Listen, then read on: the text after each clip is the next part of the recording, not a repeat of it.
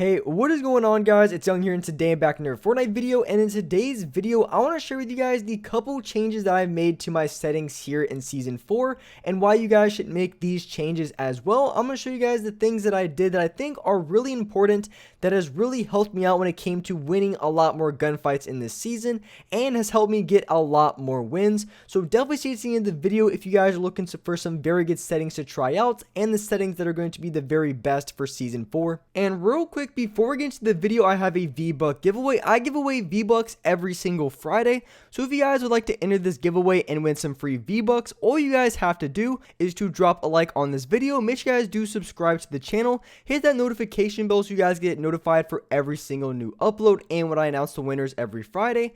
And lastly, make sure you guys put down your Xbox gamer tag, your PSN gamer tag, or Epic account down in the comment section below, and you guys will be automatically entered into the giveaway.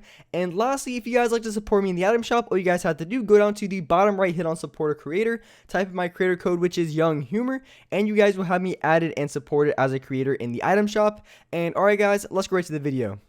Alright, so in this video, I want to share with you guys the few specific changes that I made that has made a huge difference on my accuracy and has helped me win a lot more games and more gunfights here in this season. Like I said, there is a couple changes that I made that I think you guys should as well. And of course, I'm going to show you guys all the settings that I have.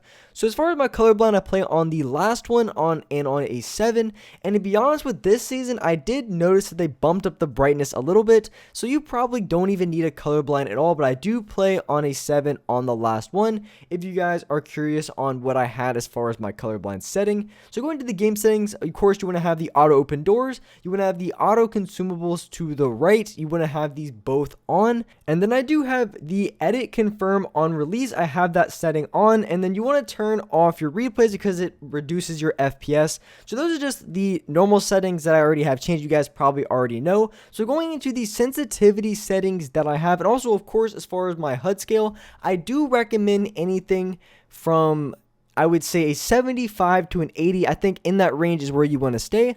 But as far as the sensitivities that I have and the couple adjustments that I made, so the first one is going to be my X and Y sensitivity. I now play on a 48% and a 47. I was playing on a 46, but I did bump up my X and Y sensitivity for a couple of reasons, and then I moved my building and editing down a little bit because whenever you raise your sensitivity, you always want to lower your building and editing, and if you end up lowering your X and Y, then you want to raise your building and editing. So it kind of makes up for the difference a little bit. But I did make these changes. I also made another change to my ADS sensitivity, which I'll get into in a second. But I like these settings a lot because they are definitely still towards the fast end, because I do tend to like a higher sensitivity, at least as far as building and editing.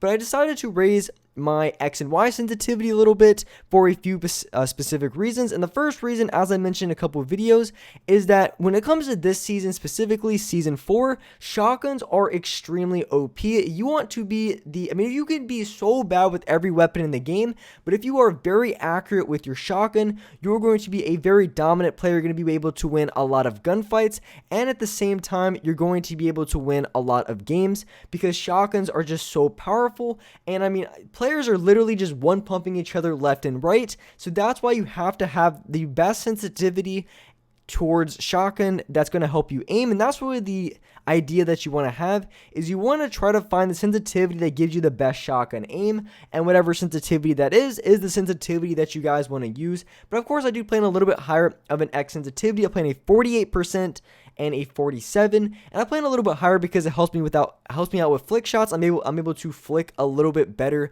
or a little bit faster when I'm turning to my left and right for flick shots, and at the same time playing on a little bit higher of a sensitivity. Like I said before, I was on a 45 or 46%, and I bumped it up to a 48% because it really helps out a lot, because you want to be able to flick shot specifically when it comes to build fights, because a player could be above you or a player could be below you, and you want to be able to go for a quick flick shot and at the same time being able to look down and place your build again. And then also another reason why I decided to raise my X and Y sensitivity is because I'm able to reset walls a lot faster, because if you want to reset, you have to go over back to the wall in order to reset the edit. And if you play on a higher sensitivity, you're going to be able to do this faster.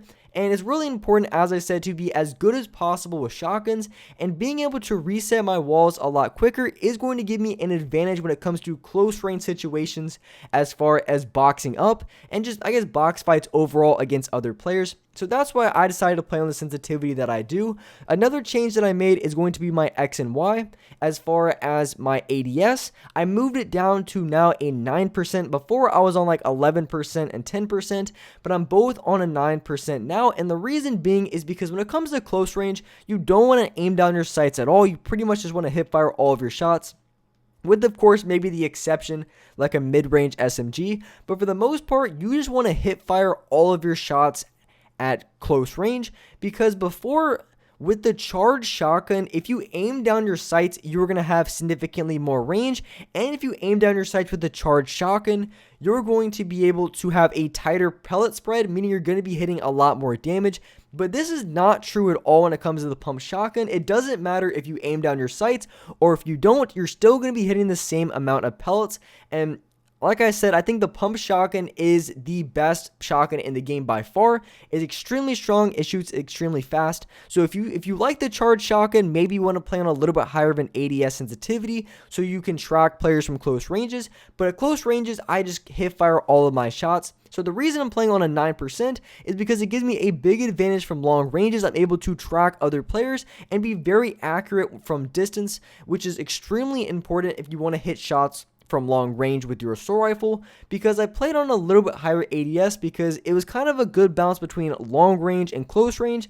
But like I said, with the addition of the pump shotgun in the game, I pretty much almost never aim down my sights close range. So now I'm on a much lower ADS sensitivity because this sensitivity is strictly going to benefit long range. It's going to be difficult to track players close range, but as I mentioned, I'm not using close range at all with this sensitivity. I'm just using it for long range AR shots, and it really helps me out when it comes to hitting players from range. I currently have no look damping time on because I want to be as fast as possible with my builds and edits, and you want to have that setting off or on the lowest possible look damping time if you want to have the best builds and edits possible. And then my dead zones 11%, 7%, and then my foot controller setting, I have it off. And as far as the binds, if you guys want to know what I have, of course, to play with 4 paddles. My upper left paddle is going to be my pickaxe button. My upper right is going to be my edit. My bottom left is going to be jump. And then my bottom right is how I place traps, which is bound to the B button. And in the B button, you don't have anything in the controls. It's only in the build controls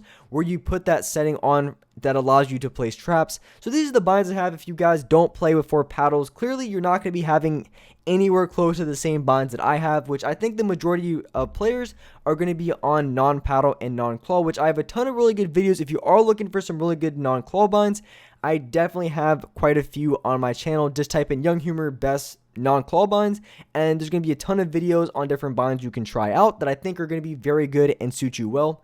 But these are just the binds that I have if you're curious on just, you know, my paddle setup, and of course what I have as far as my binds. And like I said, the B button is going to be my bottom right paddle, and that's how I place my traps and the bounce pads. And to be honest, I really don't even use the fire traps at all. I mean, back when the other trap was in the game, I used it pretty decently, but the fire traps, to be honest, I haven't even used it once. I think I got killed by it maybe once or twice, but it's just not something that a lot of people use. But I do have it there, so it's easy to place bounce pads if necessary. So as far as my edit controls, my confirm button is LT, and then my right stick is going to be my reset button. Now, these are just what I have as far as my build controls. I think anybody, if they play non-claw or whatever they play paddle, if you play on claw, I'm pretty sure these edit binds would work really good. And the most comfortable for me, I've been using them for the longest time. So left trigger as my confirm, and then I have my right stick as reset. I have seen people use the reset as their RB, but it just really depends on what you think is the most comfortable and what works for you. But those are going to be all the settings and sensitivity changes that I made here in this season. Hopefully this video helped you out and really explain how and why I use the sensitivity that I do and why I made the adjustments that I did. But with that being said, I appreciate you guys watching the video. If you guys enjoyed this video, if you guys liked it, make sure you guys do hit that like button. Make sure you guys do subscribe to the channel if you guys are new. Hit that notification bell so you guys get notified for every single new upload. And as well, I do live stream every single day here on this channel at 4:30 Eastern Standard Time. So hit that notification bell so you guys will get notified when I go live on this channel. But with that being said, I really appreciate you guys watching the video. And alright guys, I will see you next video.